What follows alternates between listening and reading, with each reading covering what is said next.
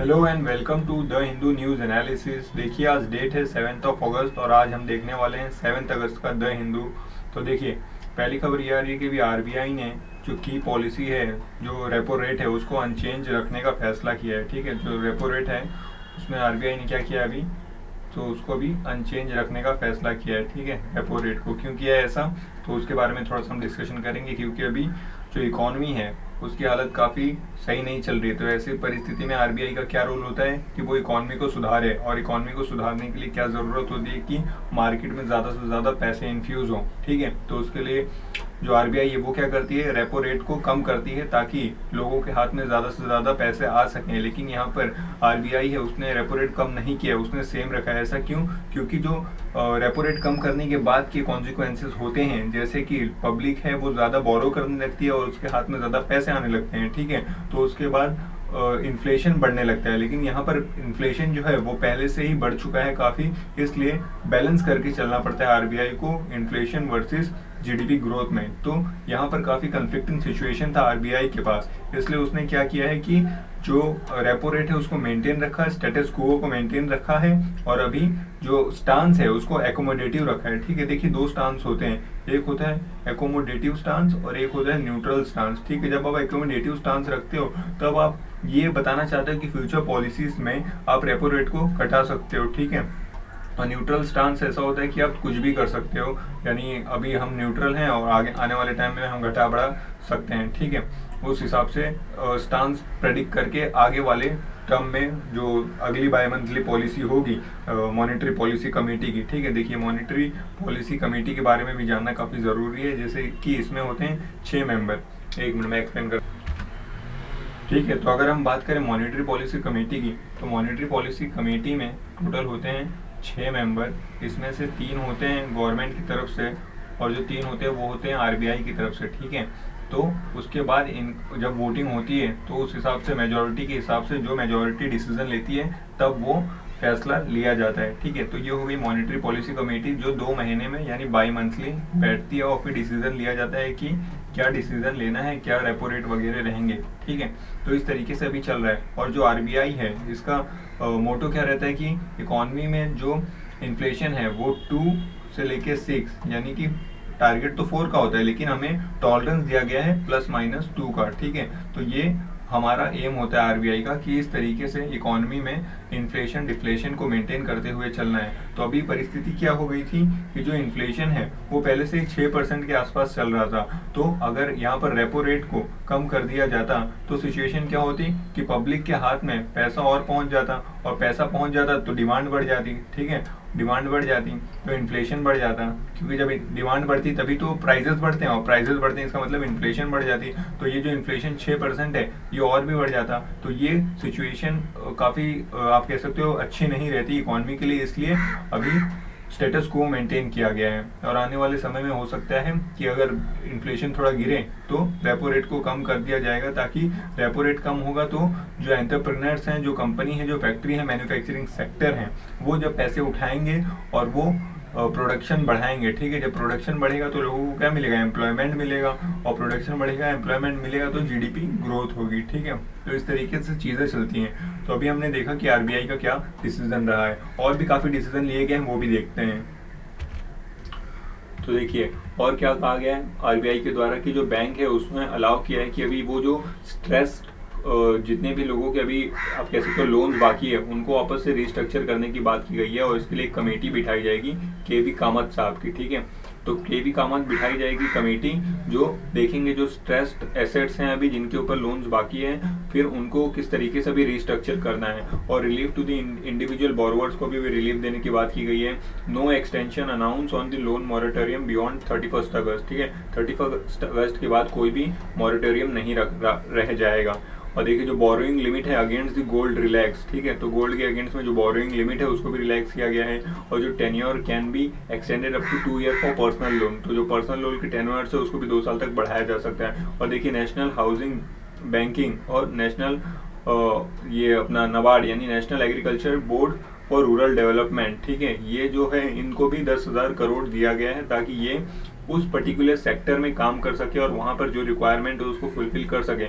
और एक काफ़ी इंपॉर्टेंट चीज़, एक काफ़ी बड़ा बदलाव देखने को मिला है, जो स्टार्टअप्स हैं उनको भी अभी प्रायोरिटी सेक्टर लैंडिंग में इन्वॉल्व किया गया। ठीक है, प्रायोरिटी सेक्टर लैंडिंग क्या होती है?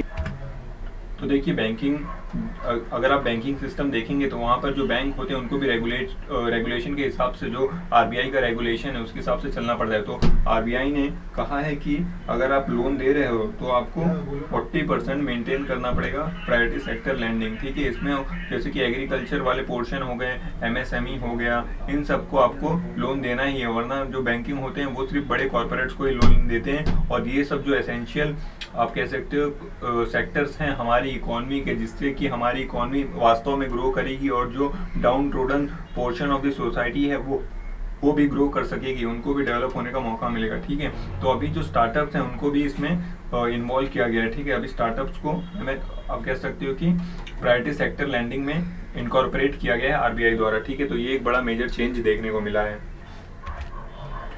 और आगे देखिए एक और दुखद खबर यहाँ देखने को मिली कि गुजरात में एक जो कोविड हॉस्पिटल था उसमें आग लग गई है। तो इस तरीके के फायर इंसिडेंट्स हमने पहले भी देख रखे हैं काफ़ी। हमने दिल्ली की न्यूज़ देखी थी पहले, और फिर गुजरात में हमने एक और कोचिंग सेंटर की न्यूज़ देखी थी किस तरीके से वहाँ पे भी आग लग गई थी। तो फायर जो सेफ्टी नॉर्म्स हैं उसका वायलेशन होता है या क्या दिक्कत होती है, उसके ऊपर कोई स्टार्टिंग में ध्यान नहीं देता है, फिर ऐसे इंसिडेंट्स हमें देखने को मिलते हैं। ठीक है, तो ये एक दिक्कत खबर वहाँ से देखने को मिल रही है अभी। और यहाँ पर देखिए जो मनोज सिन्हा है उनको भी अपॉइंट किया गया है जम्मू कश्मीर के नए लेफ्टिनेंट गवर्नर। ठीक है, जो मुर्मू साहब थे, गिरीश चंद्र मुर्मू, उन्हें अभी रिजाइन कर दिया गया उन्होंने, और उनको अभी नेक्स्ट कैग बनाया जा रहा है, controller and auditor general of India, जो आर्टिकल 148 के तहत आता है। ठीक है, तो ये चेंजेस अभी जम्मू कश्मीर में देखने को मिल रहे हैं। क्यों इन्हें रिजाइन क्यों करना पड़ा? क्योंकि इनके काफ़ी आप कह सकते हो मतभेद चल रहे थे, क्योंकि जो वहाँ पे इलेक्शन चल रहे हैं उनको लेके इन्होंने कुछ कमेंट किया था, और वहाँ पे जो 4G सर्विसेज नहीं मिल रही हैं तो उनको भी लेके इन्होंने कमेंट किया था। तो उसके इन्हें आप कह सकते हो कि जुर्माना भुगतना पड़ रहा है कि इनको अभी वहाँ से हटाया गया, आप कह सकते हो। ठीक है, और देखिए आगे हम यहाँ देखें तो श्रीलंका की बात की गई है। तो श्रीलंका में राजपक्षा साहब की जो पार्टी है वो उसके जीत के आसार देखने को मिल रहे हैं। ठीक है, तो ऐसा लग रहा है कि दोबारा से जो गोटाबाया राजपक्षा है उनकी सरकार देखने को मिलेगी श्रीलंका में। तो इसी को देखते हुए जो हमारे प्रधानमंत्री साहब है उन्होंने फ़ोन भी किया था और उनको बधाई दी है कि हो सकता है कि उनकी पार्टी ज़रूर जीत जाए। ठीक है, तो इस तरीके से जो बायलैटरल रिलेशन सुधारने की प्रक्रिया होती है, इस तरीके से इम्पोर्टेंस दिया जाता है, क्योंकि श्रीलंका के साथ हमें रिलेशन अच्छे लेके चलने हैं, क्योंकि वो हमारा पड़ोसी मुल्क है, और अगर उसके साथ रिश्ते अच्छे नहीं रहेंगे तो चाइना उसका फ़ायदा ज़रूर उठाएगा।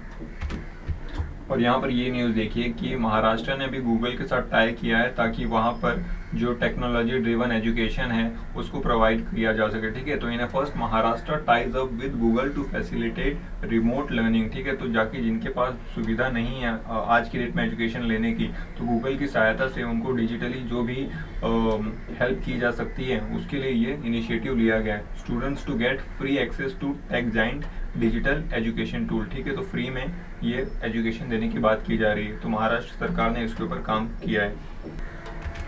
देखिए अगर हम एडिटोरियल पेज की बात करें तो यहाँ पर ये जो आर्टिकल आया है ये अभी अयोध्या से रिलेटेड है। जैसे कि अयोध्या में अभी भूमि पूजन किया गया वहाँ पे। ठीक है, राम टेम्पल अभी बनने की प्रक्रिया शुरू करने की स्टार्ट कर दिया गया। ठीक है, तो यहाँ पर थोड़ा सा बात बताई गई है कि किस तरीके से जो प्रधानमंत्री जी हैं हमारे, उन्होंने वहाँ पर अयोध्या में जाकर जो प्रधानमंत्री पोस्ट है तो उसको किस तरीके से सेक्युलरिज्म से अलग दिखाया जा सकता है, या जो भी सिचुएशन बन रही है उसके बारे में बात की गई है। तो देखिए as Ram temple gets under way India must put the past of a communal struggle behind. ठीक है, तो अभी तक जो भी कम्युनल स्ट्रगल चल रहा था, जैसे कि मुस्लिम और हिंदू कम्युनिटी के बीच में ये जो बाबरी मस्जिद और राम जन्मभूमि का विवाद, ये काफ़ी कंटेंशियस बना हुआ था, लेकिन अभी सुप्रीम कोर्ट ने वर्डिक्ट दे दिया गया है कि यहाँ पर आप कह सकते हो कि राम टेम्पल बनाया जा सकता है, और वहाँ पर हमें कोई भी वायलेंस देखने को नहीं मिला। पूरे सोसाइटी ने इसे पीसफुली एमिकेबली एक्सेप्ट किया है। तो वही यहाँ पे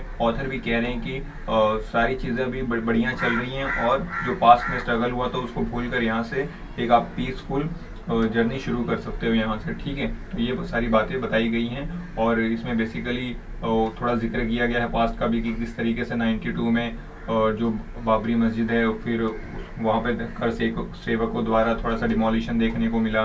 ठीक है, वो सारी बातें बताई गई हैं, और पास्ट में कैसे यहाँ पर टेम्पल था, तो जब बाबर वगैरह आए उन्होंने अटैक किया था, तो फिर टेम्पल से फिर इसको मस्जिद में कन्वर्ट किया गया था। तो वो सारी हिस्ट्री है। और फिर इसके ऊपर एक लंबा केस चला है। तो अभी 2019 में जो रंजन गोगोई की जब चीफ जस्टिस ऑफ इंडिया थे, तो तब वर्डिक्ट दिया गया था कि यहाँ पर राम जो टेम्पल है उसको बनाया जा सकता है। और उसका हमने देखा है कि अभी 5 तारीख को ही भूमि पूजन किया गया है, जिसमें प्रधानमंत्री भी पहुंचे थे। ठीक है, अब यहाँ देखिए ये वाला आर्टिकल बात कर रहा है कि किस तरीके से अभी पाकिस्तान ने एक नया मैप जारी किया है। तो अभी हम देख रहे हैं किस तरीके से पाकिस्तान हुआ, चाइना हुआ, नेपाल हुआ, ये सारे ही लोग अभी नया नया नक्शा निकाल रहे हैं। और जो टेरिटोरियल डिस्प्यूट है उसमें काफ़ी इंक्रीज देखने को मिल रहा है। ठीक है, तो पाकिस्तान ने अभी एक नया नक्शा जारी किया है।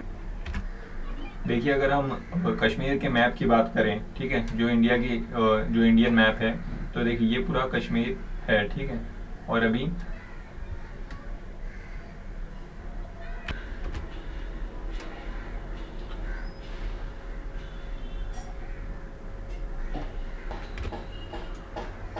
तो ये कश्मीर है। ठीक है, तो अभी पाकिस्तान ने क्या किया है, ये वाला जो पूरा पोर्शन है, ठीक है, ये अक्साई चीन वाला रीजन छोड़ के जो कश्मीर और लद्दाख वाला पोर्शन है, उसको पाकिस्तान ने अपनी टेरिटरी में दिखा दिया है। ठीक है, ये पूरा।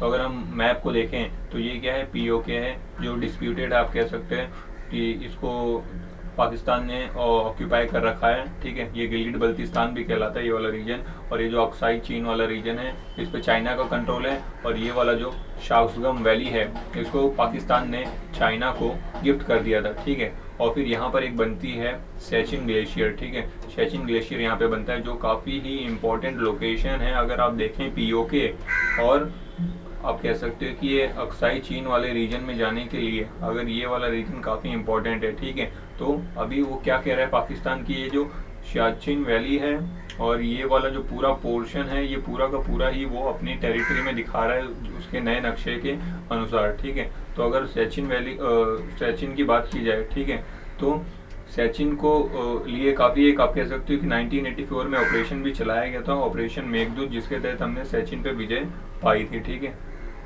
और अगर मैप देखें हम जो पाकिस्तान ने दिखा, तो देखिए ये है पाकिस्तान का जो मैप दिखा रहा है अभी। ठीक है, तो ये देखिए ये वाला जो पूरा पोर्शन है जो भारत का था, ठीक है, ये वाला जो पूरा पोर्शन है भारत का था, उसको अभी पाकिस्तान अपने में दिखा रहा है। देखिए ये वाला जो गिलगिट बल्तिस्तान लिखा है ना, ये आप देख सकते हैं इमेज से, आप जो बाउंड्री है उससे पहचान सकते हैं कि ये पूरा जम्मू कश्मीर और लद्दाख वाले पोर्शन को इसने अपने में दिखाने की कोशिश की है। और ये जो जूनागढ़ वाला पोर्शन है गुजरात का, इसको भी इसने अभी अपनी टेरिटरी में दिखाने की आप कह सकते हो, ये जो नया मैप निकाला है उसमें दिखाया है। ठीक है, तो इस तरीके से अभी जो सिचुएशन है, जैसे पाकिस्तान हो गया, ठीक है, पाकिस्तान है, नेपाल है, चाइना है, ये लोग सारे लोग नया नया मैप लेके आ रहे हैं। हमने देखा नेपाल ने किस तरीके से जो काला पानी वाला रीजन है वहाँ पर डिस्प्यूट खड़ा किया है, और वहाँ की जो लोकेशन है नेपाल ने वहाँ उसको अपने मैप में दिखाया है। और जो चाइना है वो लद्दाख वाले रीजन में किस तरीके से अभी अग्रेशन दिखा रहा है, और उसने हमारे काफ़ी पॉइंट्स के ऊपर अपनी आर्मी लगा रखी थी। और अभी ये पाकिस्तान ने भी ये एक नया नक्शा लेके आ गया है। तो इस तरीके से चीज़ें चल रही। अगर बात की जाए कश्मीर की, तो 1947 में राजा हरि सिंह के टाइम पे यहाँ पर इंस्ट्रूमेंट ऑफ अक्सेशन साइन किया गया था, जिसके तहत ये भारत के कंट्रोल में आ गया था। ठीक है, उसी तरह जो जूनागढ़ है, अगर हम जूनागढ़ की बात करें तो जूनागढ़ में भी ऐसा ही कुछ किया गया था, क्योंकि कश्मीर हो गया, जूनागढ़ हो गया और हैदराबाद हो गया, ये 3 ही ऐसे स्टेट्स थे, प्रिंसली स्टेट्स थे, जो भारत के साथ विलय नहीं हुए थे, और ये 3 इंडिपेंडेंट रह गए थे। उसके बाद इनके पास ऑप्शन था या तो विलय हो जाए भारत के साथ या पाकिस्तान के साथ। तो कश्मीर का हमने देख लिया किस तरीके से हुआ था। फिर जूनागढ़ में प्लेबिसाइट करवाए गए थे, यानी लोगों से वोटिंग करवाई गई थी कि वो भारत में रहना चाहते हैं कि पाकिस्तान जाना चाहते हैं। तो जो जूनागढ़ के किंग थे, जो शासक थे, राजा थे, ठीक है, वो तो पाकिस्तान जाना चाहते थे, लेकिन वहाँ की जो जनता थी वो भारत में रहना चाहती थी। ठीक है, तो इस प्लेबिसाइट के अनुसार जूनागढ़ है वो भारत का हिस्सा हो गया। और जो हैदराबाद है वहाँ पर चलाया गया था ऑपरेशन पोलो। ठीक है, ऑपरेशन पोलो चलाया गया था, और उसके बाद ही हैदराबाद को आप कह सकते हो भारत में विलय कर दिया गया था, क्योंकि हैदराबाद की लोकेशन ही ऐसी है कि हम उसको पाकिस्तान के पास जाने नहीं दे सकते थे, क्योंकि वो भारत के बीच में पड़ता है। तो आप ऐसे कैसे किसी दूसरे देश के बीच में कोई एक स्टेट है जो दूसरे देश का हो जाए। ठीक है, तो इसलिए हमने ऑपरेशन पोलो चलाया था, जिसके तहत फिर हैदराबाद को हमने भारत में इनकॉर्पोरेट किया था। तो ये सारी भी चीज़ें चल रही हैं।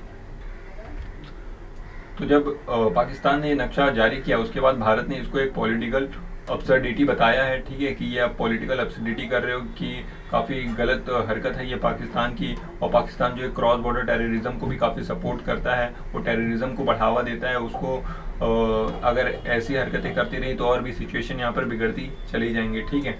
तो इस तरीके से चीज़ें अभी ये पूरे पोर्शन में चल रही हैं।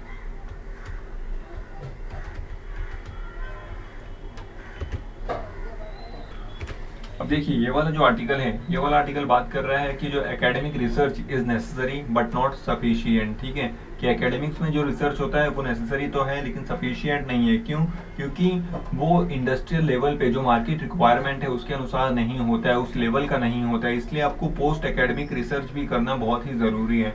तो investment in research can translate into national development only through pursuit of post academic research, ठीक है। तो पोस्ट एकेडमिक रिसर्च की भी काफ़ी इंपॉर्टेंस है। वही बात यहाँ पे बताई गई है कि जो हमारी यूनिवर्सिटीज़ है, जो इंस्टीट्यूशन है जहाँ हायर एजुकेशन मिलता है वहाँ पर, ठीक है, आप एकेडमिक रिसर्च को इम्पोर्टेंस दे रहे हो। एकेडमिक रिसर्च यानी जो हम सपोज करिए कि ग्रेजुएशन कर रहे हैं तो वहाँ पर फाइनल ईयर में कुछ प्रोजेक्ट बनाते हैं, कुछ रिसर्च करते हैं, ठीक है, तो वो हो गया एकेडमिक रिसर्च। लेकिन पोस्ट एकेडमिक रिसर्च क्या होता है कि वहाँ पर मार्केट ओरिएंटेड चीज़ें कराई जाती है, असली रिसर्च वहाँ पर निकल के आता है। क्योंकि एकेडमिक्स में आप सिर्फ उसके बारे में पढ़ते हो, थियोरेटिकली देखते हो, लेकिन जो प्रैक्टिकल लेवल पे रिक्वायरमेंट है वो पोस्ट एकेडमिक रिसर्च में ही काफ़ी कुछ समझ में आता है। इसलिए यहाँ पर बोला गया है कि इसको भी परस्यू करना काफ़ी ज़रूरी है। पोस्ट एकेडमिक रिसर्च और एकेडमिक रिसर्च दोनों ही काफ़ी ज़रूरी हैं और दोनों को ही लेके चलना चाहिए, तभी आप कह सकते हो कि एक अच्छे लेवल पे जो मार्केट रिक्वायरमेंट है उस तरीके के कैंडिडेट्स मार्केट में आ सकेंगे, ठीक है। और यहाँ पर नासा की बात की गई है कि one approach was proposed by NASA in the form of technology readiness level, ठीक है। तो नासा ने ये एक अप्रोच बताया है टेक्नोलॉजी रेडीनेस लेवल, ठीक है, कि कितना रेडीनेस लेवल है टेक्नोलॉजी को लेकर किसी भी पर्टिकुलर मार्केट में, किसी भी पर्टिकुलर नेशन में, ठीक है। A type of measurement system use to assess the maturity level of a particular technology, ठीक है, कि कहाँ पर किस टेक्नोलॉजी को किस लेवल पे यूज किया जा सकता है या किस लेवल पे उसकी स्थिति है। तो यहाँ पर टेक्नोलॉजी रेडीनेस लेवल 1 और 2 की बात की गई है। तो 1 जो होता है वो बेसिक्स की बात करता है, क्योंकि कभी भी कोई भी चीज़ चालू करने से पहले बेसिक्स देखना पड़ेगा। फिर जो टेक्नोलॉजी रेडीनेस लेवल है correspond to the formulation of technology at the level of concepts, फिर हाई लेवल के कंसेप्ट की बात की जाती है, ठीक है। तो ये सारी चीज़ें इसमें बताई गई हैं कि किस तरीके से आपको पोस्ट एकेडमिक रिसर्च के ऊपर भी ध्यान देना है। फिर जो हमने बात की गई है कि आत्मनिर्भर भारत की, तभी तो आत्मनिर्भर भारत बन पाएगा, क्योंकि सारे ही लोग कॉम्पिटिटिव रहेंगे और जो मार्केट में रिक्वायरमेंट है उस लेवल पे काम करेंगे। तो वही कहा जा रहा है ऑथर के द्वारा कि जो हमारी साइंस टेक्नोलॉजी की पॉलिसी है, ठीक है, SIT यानी साइंस टेक्नोलॉजी एंड इनोवेशन की पॉलिसी है, इसमें भारत को जो नेसेसरी है वो चेंजेस ज़रूर लाने चाहिए, ताकि जो हम काफ़ी इंपोर्ट पे निर्भर होते हैं वो हमारी निर्भरता कम हो सके और हम सारी चीज़ें भारत में ही उसके ऊपर काम कर सकें, रिसर्च कर सकें और चीज़ों को प्रोड्यूस कर सकें, ठीक है। तो ये सारी बातें इस आर्टिकल में बताई गई हैं। अब देखिए ये वाला आर्टिकल बात कर रहे हैं इनविजिबल ह्यूमैनिटेरियन क्राइसिस, ठीक है। तो अभी जो कोविड-19 फैला हुआ है उसके तहत हमने देखा किस तरीके से जो क्राइसिस है वो देखने को मिला है। और जो स्टेट हैं, जो रिच है, जो मिडिल क्लास हैं, ठीक है, उनकी गाड़ी तो चल गई, उनको ज़्यादा इतना डिफरेंस देखने को मिला नहीं। लेकिन जो आप कह सकते हो कि डे टू डे अर्नर्स से डे टू डे जिनकी लाइवलीहुड डिपेंडेंट थी, उनको काफ़ी क्रोनिक हंगर और इंटेंस पॉवर्टी का सामना करना पड़ा है, ठीक है। तो ये सारी बातें इसमें बताई जा रही हैं। क्यों उसके बारे में कोई बात नहीं करना चाह रहा है, क्योंकि जो स्टेट है उसने भी इतना इनडिफरेंस एटीट्यूड दिखाया है कि बहुत सारे ऑफिशियल्स के कमेंट आए हैं कि इतना ज़्यादा फ़र्क देखने को मिल नहीं रहा है, सब कुछ नॉर्मल चल रहा है, ठीक है। जब सिचुएशन अप्रैल और मई में चल रही थी तब ऐसे कमेंट्स हमें देखने को मिले थे, ठीक है। तो इसमें वही बताया जा रहा है कि किस तरीके से जो असली ये वाले पोर्शन ऑफ द सोसाइटी हैं उनको कितना ज़्यादा इसमें आप कह सकते हो कि तकलीफ देखने को मिली है, ठीक है। और यहाँ पर बताया गया है किस तरीके से उनको हंगर का सामना करना पड़ा है और काफ़ी अक्यूट हंगर हम यहाँ पर देखने को मिला है इस टाइम पे। और यहाँ पर एक इम्पॉर्टेंट रैंकिंग की भी बात की गई है। जो भारत है उसकी पोजीशन 102nd है ग्लोबल हंगर इंडेक्स में 2019 के, ठीक है। 117 कंट्री में हमारा स्थान 102nd है, ठीक है, यानी कितना पीछे है हम यानी भारत में हंगर एक बहुत ही मेजर इशू है, ठीक है। और इसमें हमारी पोजीशन, हमारे जो नेबर्स है पाकिस्तान, बांग्लादेश, इनसे भी बेकार पोजीशन पे भारत चल रहा है। और 45 साल में सबसे ज़्यादा अनएम्प्लॉयमेंट इस समय हमें देखने को मिला, ठीक है। तो ये सारी चीज़ें इस आर्टिकल में बताई गई। ये काफ़ी टाइम से ही ऐसे आर्टिकल्स हम देख रहे हैं, ठीक है। अब जैसे कि आज फ्राइडे, तो फ्राइडे को एक इंटरव्यू छपता है, तो यहाँ पर आज बात की जा रही है जो नया अभी नेशनल, आप कह सकते हो नेशनल एजुकेशन पॉलिसी लाई गई है, ठीक है। नेशनल एजुकेशन पॉलिसी लाई गई है, तो क्या वो फिक्स कर सकता है एक्सेस टू यूनिवर्सल एजुकेशन, ठीक है। क्योंकि यूनिवर्सल एजुकेशन की ही बात की जाती है ना कभी भी। और यहाँ पर जो न्यू एजुकेशन पॉलिसी आई है उसके तहत क्या किया गया, 5+3+3+4 की बात की गई है, जो पहले 10+2 हुआ करता था, ठीक है। तो अभी क्या किया गया है कि जो पहले 6 साल से बच्चे स्कूल जाते थे, अभी यहाँ पर 3 साल से ही फॉर्मलाइज करने की बात की गई है। और फिर तो 3 साल से वो 8 साल तक रहेंगे, यानी ये वाले 5 साल वो एक पर्टिकुलर, आप कह सकते हो पर्टिकुलर डोमेन में इसको देखा जाएगा। फिर नेक्स्ट 3 साल देखा जाएगा, फिर नेक्स्ट 3 साल, फिर ये 4 साल का ग्रेजुएशन की कोर्स की बात की गई है। तो इस तरीके से यहाँ पर जो नया नेशनल एजुकेशन पॉलिसी लाई गई है उसमें बातें की गई हैं। तो there are concerns that policy abandon the state's commitment under the right to education act, ठीक है। तो ये सारी बातें बताई जा रही है। अब आगे देखते हैं कि यहाँ पर जो दो व्यक्ति हैं उन्होंने क्या क्या बातें रखी गई हैं। तो देखिए यहाँ पे बोला गया है जो नेशनल एजुकेशन पॉलिसी है, 10 year deadline to make all children entering grade 1 through the early childhood care and education practical, ठीक है। तो यहाँ पे सवाल पूछा है क्या जो 10 साल का डेडलाइन है, जिसके जो डेडलाइन रखा गया है नेशनल एजुकेशन पॉलिसी में कि 10 साल में सभी बच्चों को ग्रेड 1 में तो एडमिशन दिलाया ही जाएगा, क्या ये पॉसिबल है। तो यहाँ पे बोला जा रहा है कि हाँ ये एक अच्छा स्टेप है। और यहाँ पर क्योंकि जो ब्रेन डेवलपमेंट होता है वो बेसिकली अर्ली 5 की एज से पहले ही काफ़ी ज़्यादा डेवलपमेंट हो जाता है, तो उस टाइम पे ही स्कूल भेजना काफ़ी इंपॉर्टेंट होता है। तो ये एक अच्छा स्टेप है, ऐसा इनका कहना है, ठीक है।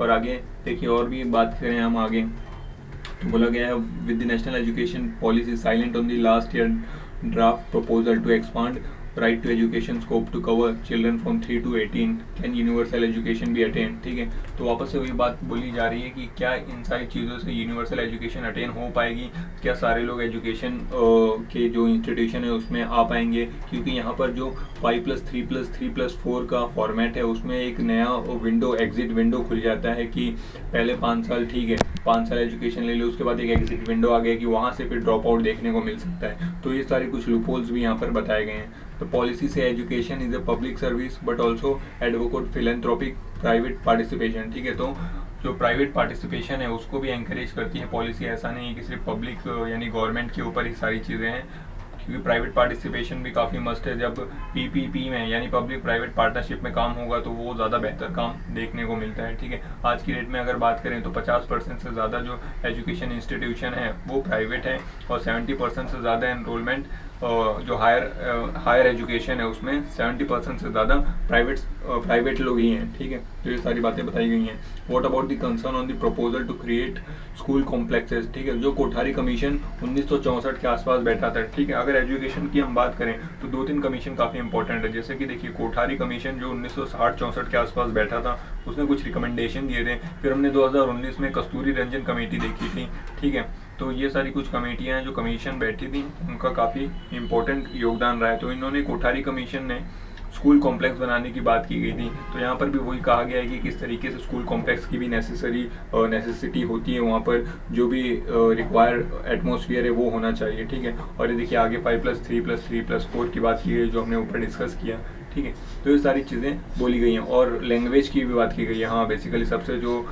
आप कह सकते हो कंटेंशियस इशू रहता है जो लैंग्वेज है, जैसा कि हमने देखा था पहले भी एक एजुकेशन पॉलिसी लाई गई थी जिसमें 3 लैंग्वेज फार्मूला दिया गया था, जिसको लेकर जो सदर्न स्टेट है वो काफ़ी नाराज़ हो गए थे। तो इसमें जो कंपल्शन है हटा दिया गया है और बोला गया है जो स्टार्टिंग 5 साल है, ठीक है, उसमें आपको मदर टंग में ही एजुकेशन लेना है तो बेहतर रहेगा, ठीक है। तो उसके ऊपर बात बताई गई। तो यहाँ पर कंसर्न रेज किया गया है। तो इसमें जो ट्रांसफ़र ऑफ द टीचर होता है वो एक इशू बन सकता है, क्योंकि कोई कर्नाटका में कन्नड़ में पढ़ा रहा है तो वो महाराष्ट्र में आके मराठी में नहीं पढ़ा पाएगा, तो वो जो ट्रांसफ़र ऑफ द टीचर्स हैं वो दिक्कत हो जाएगी।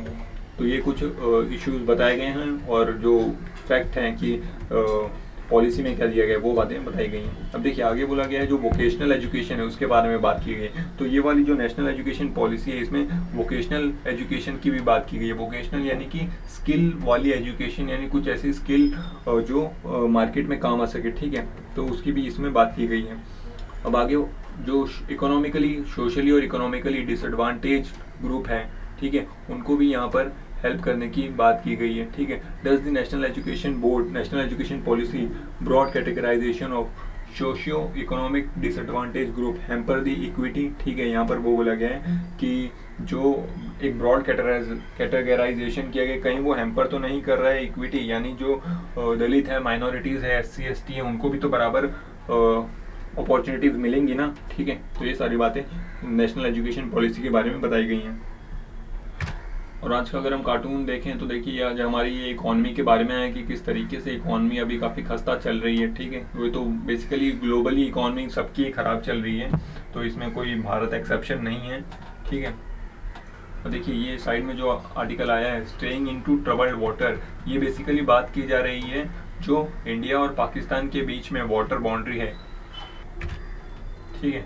जो भारत, सपोज करिए गुजरात वाला पोर्शन है और यहाँ पे पूरा पानी है, और एक कराची और वो पूरा बलूचिस्तान है, ये पूरा पाकिस्तान वाला पोर्शन, ठीक है। तो यहाँ पे जो पानी है ये वाला पोर्शन, यहाँ पे फिशरमैन भारत के भी आते हैं फिशिंग करते हैं, पाकिस्तान के भी आते हैं फिशिंग करते हैं। तो कभी कभी क्या होता है कि ये लोग जो बाउंड्री होती है, ठीक है, क्या होता है एक्सक्लूसिव इकोनॉमिक जोन, ठीक है, ये ऐसे कुछ जोन्स होते हैं यहाँ पर, ठीक है। पहले 12 किलोमीटर तक होता है, फिर 12 नॉटिकल माइल्स तक होता है, फिर 200 नॉटिकल माइल्स तक होता है। वहाँ तक आप जाके फिशिंग वगैरह कर सकते हो, लेकिन 200 नॉटिकल माइल को आपने अगर क्रॉस किया तो फिर यहाँ पर जो पाकिस्तान है वो वाले लोग आके आपको पकड़ सकते हैं। तो इस तरीके से जो फिशरमैन होते हैं उनको कभी पता नहीं चलता है और वो क्रॉस कर जाते हैं। फिर भारत, जो पाकिस्तान वाले वो इंडियन को पकड़ लेते हैं, और अगर पाकिस्तान वाले इस साइड आ रहे हैं तो इंडियन उनको पकड़ लेते हैं, फिर इनको वहाँ पर ही जेलों में डाल दिया जाता है, फिर इनकी स्थिति काफ़ी ख़राब हो जाती है। तो ये तो हो गई सारी, आप कह सकते हो कि एडिटोरियल्स की बातें। अब आगे बढ़ते हैं न्यूज़ पोर्शन में।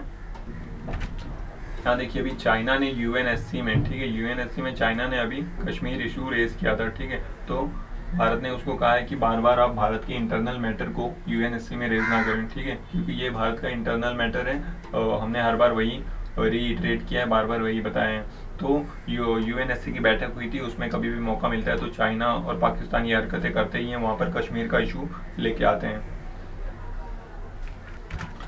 और बात करें अगर कोविड की, तो भारत में भी 2 मिलियन केसेस क्रॉस हुए हैं, ठीक है, यानी 20 लाख केसेस क्रॉस हो गए हैं, जिसमें 13.2 लाख लोगों की रिकवरी हो चुकी है। और जो केस फैटेलिटी रेट चल रहा है, ठीक है, वो 2.07 case fatality rate. Case fatality rate मतलब जितने केस डिटेक्ट किए जाते हैं, ठीक है, हाँ, इतने केस सामने आए उसमें फैटेलिटी रेट, लेकिन actual fatality rate case fatality rate से ज़्यादा ही होगा, क्योंकि बहुत सारे ऐसे भी फैटेलिटीज़ हुई हैं जिनका डिटेक्शन ही नहीं हुआ था, पता ही नहीं चला, क्योंकि वो हॉस्पिटल में पहुँचे ही नहीं थे, ठीक है।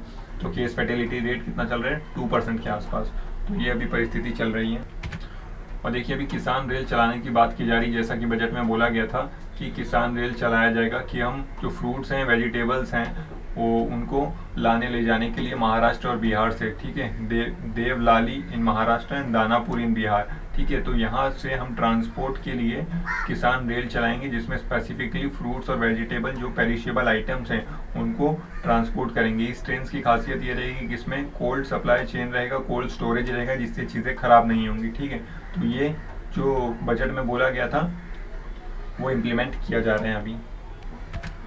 और एक इम्पॉर्टेंट न्यूज़ यहाँ GI टैग से रिलेटेड निकल कर आ रही है। जो बासमती राइस है उसको लेकर अभी पंजाब और मध्य प्रदेश के बीच में थोड़ा सा टसल चल रहा है। जो मध्य प्रदेश के चीफ मिनिस्टर हैं शिवराज सिंह चौहान, उन्होंने अभी अपील की है कि बासमती राइस का जो GI टैग है वो मध्य प्रदेश को मिल जाना चाहिए, लेकिन पंजाब कह रहा है उसको भी मिलना चाहिए, ठीक है। तो दोनों ही के बीच में अभी GI टैग को लेकर टसल देखने को मिल रहा है। तो GI टैग काफ़ी आप कह सकते हो कि किसी भी प्रोडक्ट के लिए काफ़ी इंपॉर्टेंट होता है, क्योंकि इसके बाद उस प्रोडक्ट की काफ़ी इंपॉर्टेंस बढ़ जाती है और उस लोकेशन में इसकी वजह से काफ़ी आप कह सकते हो प्रॉस्पेरिटी भी देखने को मिल सकती है, क्योंकि जो भी लोग बासमती से बिजनेस में, प्रोडक्शन में इन्वॉल्व रहेंगे उसको अच्छा बेनिफिट देखने को मिलेगा, क्योंकि फिर इसकी कीमत बढ़ जाती है थोड़ी, ठीक है। तो जोग्राफिकल लोकेशन के बेसिस पे GI टैग दिया जाता है, ठीक है। और इसका जो आप कह सकते हो कि हेडक्वार्टर टाइप या फिर इंस्टीट्यूशन है वो कहाँ है, चेन्नई में, ठीक है। और ये स्टार्ट 1999 से किया गया था। तो ये सारी चीज़ें इंपॉर्टेंट है। हमने आपको बाकी भी जीआई टैग वगैरह पता होना चाहिए, जैसे कि अभी हमने गोरखपुर का टेराकोटा देखा था, और फिर भी और भी चीज़ें देखी गई हैं, जैसे कि वेस्ट बंगाल और उड़ीसा के बीच में रसगुल्ले को लेकर विवाद हुआ था। तो ये सारी चीज़ें जीआई टैग को लेकर होती रहती हैं। तो सारी ही जो न्यू जीआई टैग्स हैं वो पता होनी चाहिए। और अभी लेबनान में जो आप कह सकते हैं विस्फोट देखने को मिला है, वहाँ पर जो अमोनियम नाइट्रेट यानी NH3NO3, ठीक है, अमोनियम नाइट्रेट NH4NO3, ठीक है, NH4NO3 अमोनियम नाइट्रेट का विस्फोट यहाँ पर देखने को मिला था। अमोनियम नाइट्रेट काफ़ी आप कह सकते हैं विस्फोटक होता है, और वहाँ पर जो शोर था, आप कह सकते हो पोर्ट्स थे वहाँ के, वहाँ पर लाकर काफ़ी क्वांटिटी में रखा गया था। और पता नहीं कैसे बोला जा रहा है कि फायर क्रैकर्स की वजह से पूरा ही विस्फोट देखने को मिला है और एक बड़ा ब्लास्ट वहाँ पर हुआ है। तो उसके बाद यहाँ पर फ्रांस के जो प्रेसिडेंट हैं एमेनुअल मैक्रोन, वो वहाँ पर पहुँचे लेबनान में, और वहाँ पर चीज़ों को आप कह सकते हो कि सिंपैथी देने पहुँचे हैं, ठीक है। अब देखो कि बाकी कंट्रीज़ किस तरीके से लेबनान की मदद करती, ताकि यहाँ का जो अभी डिस्ट्रक्शन हुआ है उससे ये निकल कर प्रॉस्पेरिटी की ओर बढ़ सकें। तो इसी के साथ हम आज का हिंदू डिस्कशन समाप्त करते हैं। आज के हिंदू में इतना ही था। अब मिलेंगे हम कल के द हिंदू न्यूज़